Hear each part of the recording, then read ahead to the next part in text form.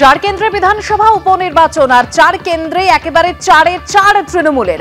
মানিকতলার দিকে যদি নজর রাখি, সেখানে 2021-এ ফলাফল যা রয়েছে, সাধন পাণ্ডের যা মার্জিন, সেই মার্জিনকে একেবারে ছাপিয়ে গিয়ে শক্তি পাণ্ডে তিনি জয়লাভ করেছেন প্রায় 62,000-এর বেশি ভোটে। 62,312 ভোটে শক্তি পাণ্ডে তিনি জয়লাভ করে তৃণমূলের দখলেই থাকলো মানিকতলা। অন্যদিকে মতুয়া অধ্যুষিত দুটি আসন বাগদা এবং রানাঘাট দক্ষিণ, যেখানে জয়লাভ করেছেন মধুপর্ণা ঠাকুর এবং মুকুটমণি অধিকারী। আর রায়গঞ্জ সুদে আসলে হাসিল করলো এবার তৃণমূল। লোকসভার পর আরো একটা ভোটে এবার বিজেপির ভরাডুবি। অন্যদিকে যে খবরের দিকে আমাদের আজকে নজর থাকছে তা হলো কাশীপুর, যেখানে তৃণমূল কর্মীর দাদাগিরি আবারও প্রকাশ্যে। সিসি ক্যামেরা ফুটেজ আপনাদের সামনে রাখবো। সেখানে প্রমোটারকে মারধর, তার অফিস পর্যন্ত ভাঙচুর করা হয়। আজকের ছক ভাঙা ছটার আলোচনা এ নিয়েই শুরুতেই রাখবো বিষয়। লোকসভার পর প্রথম পরীক্ষাতেও সবুজ ঝড়, চারে চার তৃণমূল। বিপুল ভোটে চার কেন্দ্রের উপনির্বাচনে জয় পেল তৃণমূল কংগ্রেস। চার জায়গাতেই তৃণমূলের সবুজ ঝড় একদম।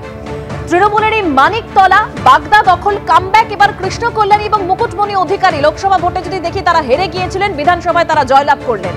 জেতা 3 আসনও ধরে রাখতে পারল না বিজেপি, অর্থাৎ লোকসভার পর আরেকটা ভোট যেখানে ভরাডুবি বিজেপির। অন্যদিকে কাশীপুরে তোলা না দেওয়ায় তাণ্ডব চালালো তৃণমূল কর্মী। সিসি ক্যামেরা ফুটেজ প্রকাশ্যে এসেছে একেবারে তৃণমূল কর্মীর দাদাগিরি। অতীনের নাম নিয়ে অফিসে ঢুকে প্রমোটারকে মারধর করা হয়, অর্থাৎ এই যে অভিযুক্ত তৃণমূল কর্মী, তিনি অতীন ঘোষকে চেনেন এবং অতীন ঘোষের লোক বলে পরিচয় দিয়েছিলেন। শিক্ষিত বুদ্ধিমান ছেলে, মূল অভিযুক্তের প্রশংসা করেছেন অতীন ঘোষ, কিন্তু দায় এড়িয়ে গিয়েছেন তিনি। শুরুতেই যেদিকে নজর রাখবো অবশ্যই সেই বিধানসভা কেন্দ্রের ফলাফল, যেখানে চারে চার তৃণমূল। মানিকতলা, বাগদা, রানাঘাট দক্ষিণ থেকে রায়গঞ্জ বিজেপিকে হোয়াইট হাউস করে দিল তৃণমূল। চারে চার তৃণমূল।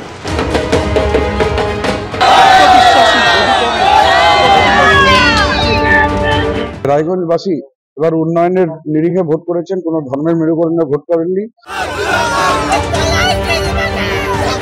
সবটা মানুষের সমর্থন, মানুষের ভালোবাসা কথা বলেছে এবার, তার সঙ্গে আমাদের সংগঠন। আপনাদের কোনো উন্নয়ন কেন্দ্রের বিজেপি পার্টি করেনি, তার সাংসদরা করেনি। মতুয়া, উদ্বাস্তু, রাজবংশী, এসসি, এসটি, ওবিসি, পিছিয়ে পড়া অংশের মানুষ, সর্বোপরি কারোর সাথেই এরা থাকে না। মানুষকে ভুল বুঝিয়েছিল বিজেপিরা, এখন বুঝতে পেরেছে দিদির উন্নয়নকে পছন্দ করছে মানুষরা, মানে সাধারণ মানুষরা। দিদির লক্ষ্মী ভান্ডার আছে, কত স্কিম আছে, সব পছন্দ করছে। সেই হিসাবে মানুষরা দিদিকেই এবার ভালোবাসবে, ওনাকেই, দিদির পাশে আছে ওনারা। আপনি ধন্যী মেয়ে দেখেছেন, যদি আপনি খেলতে গেছেন তাদের গ্রামে আর বাইরের দল এসে জিতে চলে যাচ্ছে, তাহলে ট্রফি রেখে দেবে কেড়ে। তো পরিস্থিতি এই ধন্যী মেয়ের কথা মনে করুন, যে খেলতে এসেছেন কিন্তু খেলায় জিত হবে না। বাংলার 4 বিধানসভা কেন্দ্রের উপনির্বাচনে বিজেপির বিপর্যয় ঘটল। ফের সবুজ ঝড়ে উড়ে গেল পদ্মফুল। মানিকতলা, বাগদা, রানাঘাট দক্ষিণ, রায়গঞ্জ 4টে বিধানসভা কেন্দ্রেই জয়ী হলো তৃণমূল। হোয়াইট ওয়াশ হলো বিজেপি, খুঁজে পাওয়া গেল না বাম কংগ্রেসকে। এই উপনির্বাচন রাজ্যের 4টে বিপুল জয় এটা প্রমাণ করে দিয়েছে যে 2026 সালে মমতা ব্যানার্জি চতুর্থবারের জন্য মুখ্যমন্ত্রী হচ্ছে। যে 4টি কেন্দ্রে উপনির্বাচন হলো, তার মধ্যে রায়গঞ্জ, বাগদা ও রানাঘাট দক্ষিণ, এই 3টি কেন্দ্রেই গত বিধানসভা নির্বাচনে জয়ী হয়েছিল বিজেপি। 2 বছরের ব্যবধানে সেই 3টি কেন্দ্রই হাতছাড়া হলো তাদের। ফুটল ঘাসফুল। আরও তাৎপর্যপূর্ণ বিষয় হলো, 1.5 মাস আগে লোকসভা ভোটের ফলের নিরিখে বাগদা, রায়গঞ্জ এবং রানাঘাট দক্ষিণ এই 3টি কেন্দ্রেই বিপুল ভোটে এগিয়েছিল বিজেপি, কিন্তু 1.5 মাসের মধ্যেই তাদের ভোট ব্যাংকে ধস নামলো। 3 দুর্গেই বিজেপিকে মাত দিল তৃণমূল। নির্বাচনে সাধারণত জয়ী হয় পশ্চিমবঙ্গের শাসক দলই, এটাই পশ্চিমবঙ্গের ট্র্যাডিশন। কিন্তু যে মার্জিনে আমাদের পরাজয় হচ্ছে বাগদার মতো আসনে, বিশেষ করে রানাঘাটে, এটা আমাদের প্রত্যাশিত ছিল যে নির্বাচন শেষ হয়ে যাওয়ার পরে আমাদের নিজেদের হিসাবে এটাই ছিল, তার থেকে একটু বেশি মার্জিন দেখে মনে হচ্ছে। কেন এরকম হয়েছে তার জন্য ইন্ট্রোস্পেকশনের প্রয়োজন আছে। দল বিষয়টি নিয়ে চিন্তাভাবনা করবে। বিজেপি ওই অবস্থা থেকে ঘুরে দাঁড়াবে। সদ্য সমাপ্ত লোকসভা ভোটের নিরিখে কলকাতা উত্তর কেন্দ্রের অন্তর্গত মানিকতলা বিধানসভায় মাত্র ৩,৫৭৫ ভোটে এগিয়েছিল তৃণমূল। ১.৫ মাসের মধ্যেই সেই বিধানসভা কেন্দ্রে তারা জিতল ৫০,০০০-এর বেশি ভোটে। বিশেষ ধন্যবাদ মামাটি মানুষকে। রানাঘাট, বাগদা, রায়গঞ্জ এবং মানিকতলায় যে বাই ইলেকশন ছিল লোকসভা ইলেকশনের পরে, এর একটা রাজনৈতিক গুরুত্বও আছে। তার কারণ একমাত্র মানিকতলাটা আমাদের ছিল, তো মুকুটমণিও রানাঘাটে যাই হোক অপপ্রচার কুৎসা, নির্বাচন কমিশনের নানা চক্রান্ত ছিলই এবারের ইলেকশনে, সেই জন্য হয়তো হেরে গিয়েছিলেন। কিন্তু এবারে জিতে আসা সে এমএলএ ছিল বিজেপির, এমএলএ হয়েছে তৃণমূলের, সুতরাং ওটাও বিজেপির সিট, তৃণমূল কংগ্রেস জিতেছে। শুধু বাংলা নয়, গোটা দেশের 7টি রাজ্যের উপনির্বাচনেও বড় সড় ধাক্কা খেতে হলেও নরেন্দ্র মোদীর বিজেপিকে। 7 রাজ্যের 13টি বিধানসভা উপনির্বাচনে 10টিতে জয়ী হল ইন্ডিয়া, মাত্র 2টিতে জয়ী হল মোদী নেতৃত্বাধীন এনডিএ। যদিও বাংলায় কংগ্রেস ও তৃণমূল আলাদা লড়েছে এবং পাঞ্জাবেও কংগ্রেসের সঙ্গে লড়াই ছিল জোট শরিক আম আদমি পার্টির। লোকসভা ভোটে রাম জন্মভূমি অযোধ্যায় হারের মুখ দেখতে হয়েছে। আর এবার দেবভূমি উত্তরাখণ্ডে বিজেপি সরকার থাকা সত্ত্বেও বদ্রীনাথ বিধানসভা উপনির্বাচনে হারতে হল বিজেপিকে, জিতল কংগ্রেস। উজ্জ্বল মুখোপাধ্যায় ও শিবাশিস মৌলিকের রিপোর্ট, এবিপি আনন্দ।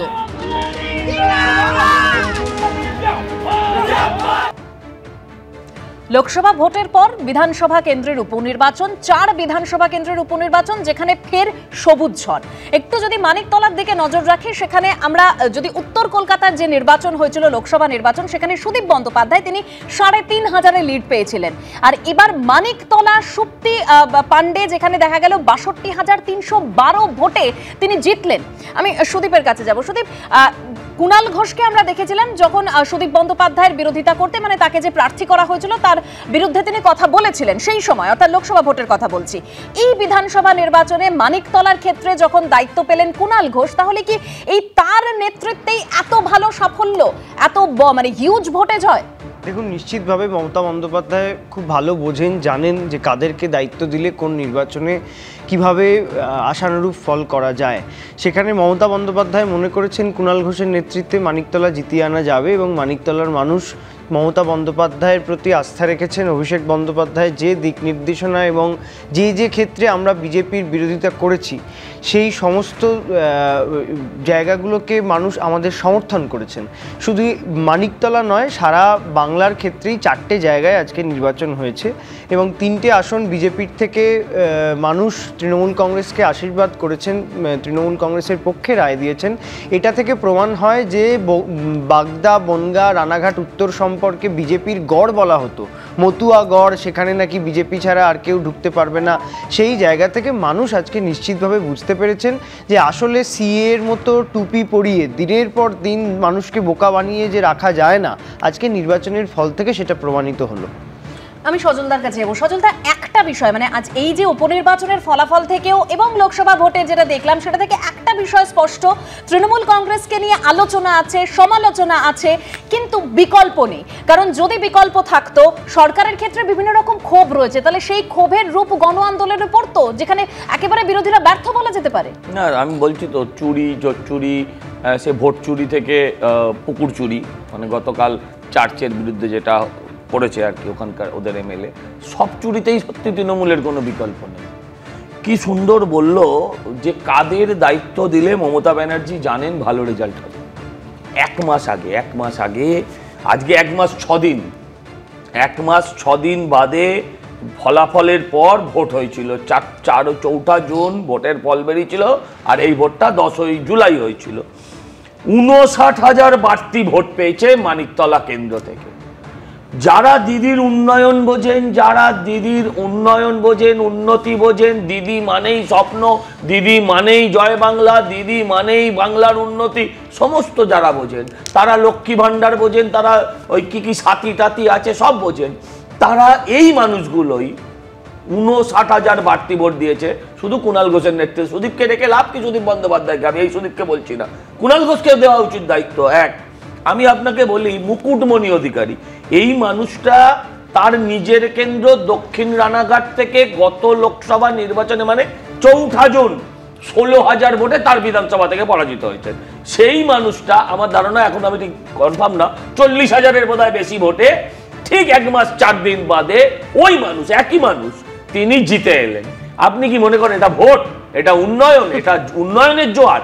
এটা হচ্ছে ভোট লুট। এখানে ভোট বলেই কিছু হয়নি। পরাজিতের আর্তনাদ 1 মাস আগে উনি হেরে এসেছেন, তো সেই আর্তনাদ করার জায়গা আপনি আজকে বিজেপির আমি দেখেছিলাম ভোটে, আমরা দেখেছিলাম দিনহাটায় উদয়ন গুহ প্রায় 3.5 লাখ ভোটে তিনি লিড করছিলেন। হ্যাঁ সজল দা বলুন। না আমি তো বলছি, হ্যাঁ ঠিকই বলেছে, আমি হেরেছি, হেরে আর্তনাদ করছি। আমি তো হারার পর এই অভিযোগগুলো করিনি যেগুলো আজকে করছি। নির্বাচনে মমতা বন্দ্যোপাধ্যায় 21 সালে হেরেছিলেন। হ্যাঁ, নির্বাচনে মমতা বন্দ্যোপাধ্যায় মালিনী ভট্টাচার্যের কাছে হেরেছিলেন। সুদীপ নাম বলতে পারবেন না।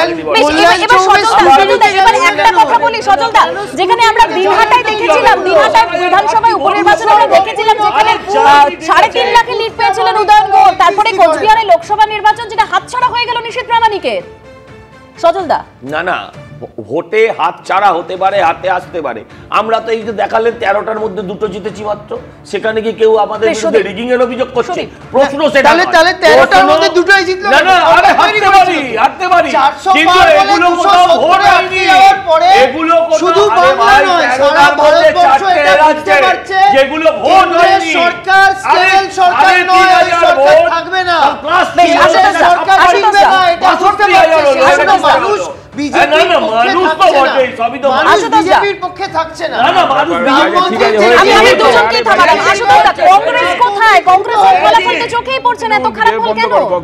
দেখো, ব্যাপার হচ্ছে যে ব্যক্তিগত সজলদাকে মানিকতলায় প্রার্থী করলে মনে হয় ভালো হতো। যাই হোক, 2টো ভোট বেশি পেত, এটা ব্যক্তিগত স্তরে বললাম। দ্বিতীয় কথা বলি যে ইলেকশন কমিশন তাকে নিয়ে কেন কোনো প্রশ্ন কেউ করছে না, বা বিজেপির কোনো রা নেই কেন, শব্দ নেই কেন? এত যখন অভিযোগ, সব জায়গায় অভিযোগ করে বেড়াচ্ছে। গোটা ভারতবর্ষে দেখুন কংগ্রেস যেভাবে এগোচ্ছে, বিজেপি নিজেও ভয় পাচ্ছে। নরেন্দ্র মোদী বুঝে গেছে যে গুটিয়ে দিতে হবে, বেশি দিন আর চলবে না। এই রাজ্যে তৃণমূল যেখানে যেখানে বলেছেন তো 99-তে আটকে গেছে কংগ্রেস, তো বলেছে আমরা শুনেছি। মোদিজি পুরো টার্মটা কমপ্লিট করতে পারবে কিনা, কোথায় ফুল স্টপ পড়ে যাবে, এটা আগে ওনাকে খুঁজতে হবে। এখানে তো কংগ্রেসের কোনো ছাপ ফেলার জায়গা নেই, মানে দেখতেও পাওয়া যাচ্ছে না ফলাফল। আমি আপনাকে বলি, একটু আমাকেও বলতে দিতে হবে। আমরা জানি যে আমরা 2 জায়গায় প্রার্থী দিয়েছিলাম, যেখানে মোহিত সেনগুপ্ত যেভাবে লড়াই করেছেন আমরা ওনাকে শ্রদ্ধা জানাচ্ছি এবং কংগ্রেসের কর্মীদের কৃতজ্ঞতা জানাচ্ছি। এত কিছু সত্ত্বেও তারা লড়াই করেছেন, রিসোর্স নেই, অনেক কিছু নেই, তার ভেতরেও লড়াই করেছেন। তৃণমূলের মতন তো চারিদিকে টেন্ডারের টাকা নেই আমাদের কাছে যে অনেকভাবে লড়তে পারবো। কারণ ব্যাপার হচ্ছে এই যে রাহুল গান্ধীর যে দেখানো রাস্তা, আমরা জানি পশ্চিমবঙ্গে আমাদের লড়াইটা কঠিন, অনেকটাই কঠিন, কিন্তু আমরা রাস্তায় থাকি। দেখুন, ইলেকট্রাল বন্ডের ঝুলি কিন্তু এইখানে যারা শাসক দল, কেন্দ্রে যারা, তাদের প্রচুর প্রচুর প্রচুর, মানে শেষ করতে পারবেন না গুণে। এখন ব্যাপার হচ্ছে আমাদের এখানকার নির্বাচন, দেখুন বাগদা, আমি খুব স্পেসিফিকভাবে বলছি, জানি না মানে এখানে যদি সিপিএমের কেউ থাকতো আমি ওনাকে বলতাম, আজকে আমার বলার ইচ্ছে ছিল। এই ফরওয়ার্ড ব্লক কোথা, মানে আমরা যেখানে প্রার্থী দিচ্ছি ফরওয়ার্ড ব্লক চলে এসেছে, ওখানে হেঁটে হেঁটে কি করতে, এগুলো আমরা আলোচনা করব। মানিকতলা বিধানসভার উপনির্বাচনে রেকর্ড ভোটে জিতলেন তৃণমূলের সুপ্তি পাণ্ডে। 62,000-এর বেশি ভোটে জিতলেন তিনি। মানিকতলার উপনির্বাচনে সুপ্তি পাণ্ডের জয়ের পর ইঙ্গিতপূর্ণ মন্তব্য শোনা গেল জয়প্রকাশ মজুমদারের গলায়।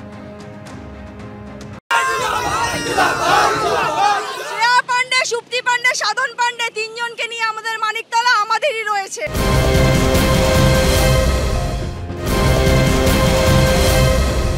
লোকসভা ভোটের বিধানসভা ভিত্তিক ফল অনুযায়ী মানিকতলায় বিজেপির থেকে মাত্র 3,500 ভোটে এগিয়েছিল তৃণমূল। আর শনিবার বিধানসভার উপনির্বাচনে প্রায় 20 গুণ বেশি লিড বাড়ল তৃণমূলের। রেকর্ড 60,000-এর বেশি ভোটে জিতলেন তৃণমূলের সুপ্তি পাণ্ডে। আমি নিজে খুব উৎসবে মানে পক্ষপাতী নই, কিন্তু ভাইদের তো এত 2.5 বছর, তাদের তো বোধহয় ওই সবুজ আবির কবে থেকে বস্তা কিনেছে জানি না, এটাই আমার ভয়। আমারও খারাপ লাগে বারবার ভদ্রলোক পরাজিত হন, আমার এটা ভালো লাগে না রিয়েলি, মানে মন থেকে বললাম। 2022 সালের 20 ফেব্রুয়ারি তৎকালীন ক্রেতা সুরক্ষা মন্ত্রী সাধন পাণ্ডের মৃত্যুর পর থেকে বিধায়কহীন হয়েছিল মানিকতলা। 6 মাসের মধ্যে উপনির্বাচনে নিয়ম থাকলেও মানিকতলা কেন্দ্রের পরাজিত বিজেপি প্রার্থী কল্যাণ চৌবের করা মামলার জন্য আটকে ছিল ভোট। সূত্রের খবর, সাধন পাণ্ডের জায়গায় কাকে প্রার্থী করা হবে, সাধন পাণ্ডের স্ত্রী সুপ্তি পাণ্ডে নাকি মেয়ে শ্রেয়া পাণ্ডেকে, তা নিয়ে তৃণমূলের মধ্যেই একটা টানাপোড়েন ছিল। কিন্তু শেষ পর্যন্ত নিজের কলেজের বন্ধু সুপ্তি পাণ্ডের ওপরই ভরসা রাখেন মমতা বন্দ্যোপাধ্যায়। লোকসভা নির্বাচনে সুদীপ বন্দ্যোপাধ্যায়কে প্রার্থী করায় বিজেপিতে যোগ দিয়ে কলকাতা উত্তরের প্রার্থী হন তাপস রায়। লোকসভা ভোটের আগে সুদীপ বন্দ্যোপাধ্যায়কে প্রার্থী করা নিয়ে আপত্তি করেছিলেন কুণাল ঘোষও, কিন্তু সেই কুণাল ঘোষের উপরই মানিকতলা উপনির্বাচনের দায়িত্ব দেন মমতা বন্দ্যোপাধ্যায়। এই প্রেক্ষাপটে এবার উপনির্বাচনে সাধন পাণ্ডের থেকেও বেশি ভোটে জিতলেন স্ত্রী সুপ্তি পাণ্ডে। আমার ভগবান সুযোগ করে দিয়েছেন, মমতা বন্দ্যোপাধ্যায় সুযোগ করে দিয়েছেন, 10মবারের জন্য আমার ফ্যামিলিকে একটা অপরচুনিটি। যেভাবে ভোটিং হয়েছে মানিকতলাতে, আমার উপর প্রার্থীর উপর হামলা ছাড়া, প্রার্থীকে আক্রমণ করা ছাড়া সাধারণ মানুষকে কোনো হামলা করা হয়নি। সাধারণ মানুষের বাড়ির সামনে বসে বুঝিয়ে দেওয়া হয়েছে যে আপনি বেরোবেন না। সাধারণ মানুষ বেরোয়নি। যখন সাধারণ মানুষ বেরোয়নি, সাধারণ মানুষের ভোট এরাই দিয়ে সাধারণ মানুষের উপকার করেছেন। উপনির্বাচনের আগে মানিকতলা কেন্দ্রের স্ট্র্যাটেজি নিয়ে আলোচনার জন্য নবান্নে বৈঠক করেছিলেন মমতা বন্দ্যোপাধ্যায়। কমিটিও তৈরি করে দিয়েছিলেন। তাৎপর্যপূর্ণভাবে ওই বৈঠকে ডাকাই হয়নি সাধন পাণ্ডের মেয়ে শ্রেয়া পাণ্ডেকে। এই প্রেক্ষাপটে মানিকতলার উপনির্বাচনে সুপ্তি পাণ্ডের জয়ের পর ইঙ্গিতপূর্ণ মন্তব্য শোনা গেল জয়প্রকাশ মজুমদারের গলায়। আমাদের নেত্রী মমতা বন্দ্যোপাধ্যায় মানিকতলার জন্য একটা কমিটি করে দিয়েছিলেন এই নির্বাচন পরিচালনার জন্য। এর পরবর্তী নির্দেশ পার্টির থেকে দেওয়া না পর্যন্ত এই যে কমিটি করেছিলেন দিদি, তারা সহায়তা করবেন এবং তত্ত্বাবধান করবেন নতুন বিধায়িকার কাজকর্মকে দেখে দেওয়ার জন্য। জয়ের পর কাউন্টিং সেন্টার থেকে বেরোনোর সময় মুখোমুখি হয় সুপ্তি পাণ্ডে এবং কল্যাণ চৌবের গাড়ি। উজ্জ্বল মুখোপাধ্যায় ও ময়ূর ঠাকুর চক্রবর্তীর রিপোর্ট, এবিপি আনন্দ। আমি সরাসরি মহানন্দাদির কাছে যাব। মহানন্দাদি, আমরা যদি লোকসভা ভোটের পর দেখি, শহরে কিন্তু যথেষ্ট পিছিয়ে ছিল তৃণমূল। সেখান থেকে এত বিপুল ভোটে জয় মানিকতলায় সুপ্তি পাণ্ডের, ৬২,৩১২ ভোটে তিনি জয়লাভ করলেন। কি করে এতটা রিকভারি হলো, এক? আর ২ নম্বর, যেটা এই যে মতুয়া অধ্যুষিত যে দুটো আসন বাগদা এবং রানাঘাট দক্ষিণ, এই সেটাও একদম তৃণমূলের দখলে চলে আসলো, কিভাবে দেখছেন? হ্যাঁ, প্রথম কথা হচ্ছে যে উপনির্বাচনের যেটা রেজাল্ট হয় সেটা সবসময় শাসক দলের পক্ষে হয়। এটা একটা রাজনৈতিক থিওরিটিক্যাল ট্রু, সেটা হয়েছে। এবং এ বিষয়ে কোনো সন্দেহ নেই যে এই রাজ্যে তৃণমূলের যে সংগঠন, বিরোধীদের সংগঠন সেইভাবে তৈরি হয়নি। নিশ্চয়ই গণতন্ত্রে বিরোধীদের একটা অস্তিত্ব থাকা অত্যন্ত প্রয়োজন, সেটা সমস্ত মানুষই সেটা জানে এবং চায়ও। কিন্তু বিরোধীদের সংগঠন তৈরি করাটা সবথেকে প্রয়োজন। সেটা কিন্তু বিজেপি পার্টি লোকসভা ভোটেও করতে পারেনি এবং এই উপনির্বাচনেও সেটা প্রমাণিত। এবং আমরা সার্বিকভাবে আরেকটা জিনিসও দেখতে পাচ্ছি, সেটা হচ্ছে সারা ভারতবর্ষ জুড়েই কিন্তু যে রেজাল্টগুলো বাই ইলেকশনের এসেছে, সেখানেও কিন্তু ইন্ডিয়া জোট 13টার মধ্যে 10টা আসনে জিতেছে। অর্থাৎ একটা জবাব কিন্তু ভারতবর্ষের মানুষ সার্বিকভাবে দিচ্ছে, সেটা হচ্ছে যে মূল যে সমস্যা, বেকারত্ব, অসাম্য, মুদ্রাস্ফীতি, এগুলো থেকে সরে গিয়ে শুধুমাত্র রাজনীতিকরণের জন্য বা মেরুকরণ বা জাতপাত, মতুয়া, এসসি, এসটি, ওবিসি, এই জিনিসগুলো কিন্তু খুব একটা গুরুত্ব পাচ্ছে না। এই উত্তরগুলোই কিন্তু রেজাল্টের মধ্যে দিয়ে চলে আসছে। একটা কথা দেখো, যে কিছুদিন আগে অবধি যখন রাজনৈতিক আলোচনা আমরা করতাম, তখন কিন্তু এই ফ্যাক্টরগুলো খুব একটা গুরুত্ব পেত না। খুব আস্তে আস্তে এগুলো গ্রো করে এসেছে। এগুলো কিন্তু গণতন্ত্রের জন্য খুব একটা হেলদি জিনিস নয়। এবং এই ইলেকশনের রেজাল্ট আবারও সেটাই প্রমাণ করলো যে মানুষের বেসিক জিনিসগুলো, বেসিক চাহিদাগুলো কিন্তু রাজনৈতিক নেতাদের গুরুত্ব দিতে হবে এবং মানুষ সেটাই চায়। এবং আরেকটা কথা যেটা বলবো, সেটা হচ্ছে যে মতুয়া অধ্যুষিত অঞ্চল, যেটা বিজেপির গড় বলে দাবি করা হতো, সেটাও তারা হারিয়েছে। কাজেই আবারও বলছি যে বিরোধিতা কিন্তু সংগঠনের ওপর অনেক অনেক অংশে নির্ভরশীল। সেই সংগঠন তৈরি না হলে কখনোই সেটা কিন্তু বড় চ্যালেঞ্জ দিতে পারে না শাসক দলের ক্ষেত্রে। কাজে এটাও এখানে সেটাই প্রমাণিত হলো আর কি। একদিকে আমরা দেখলাম বিধানসভা উপনির্বাচন যেখানে বিপুল ভোটে জয় পেল তৃণমূল, 4-এ 4 তৃণমূল। অন্যদিকে আরেক তৃণমূল কর্মীর কাণ্ড এবার প্রকাশ্যে আসলো, একেবারে দাদাগিরি প্রকাশ্যে। দেখাবো সেই ছবি।